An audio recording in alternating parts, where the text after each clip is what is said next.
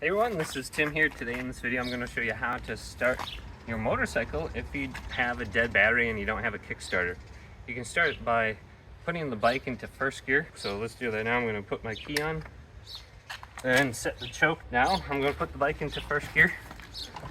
And if you're on top of a little slope, it makes it a little bit easier because we have to get the bike moving a little bit.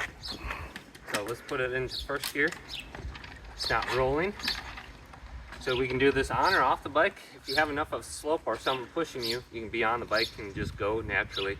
So I'm going to put the clutch in and then move the bike and then put the clutch out,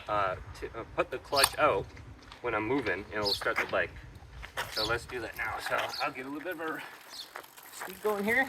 Put the clutch up. You can see it wants to start a little bit right there. So I can get a little bit more speed. Oh, I'll try one more time off the bike.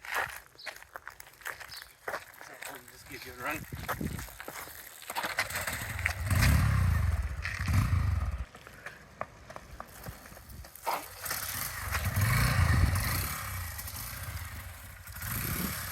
Probably better off the bike too. If you don't have a starter or your battery's dead, just try that.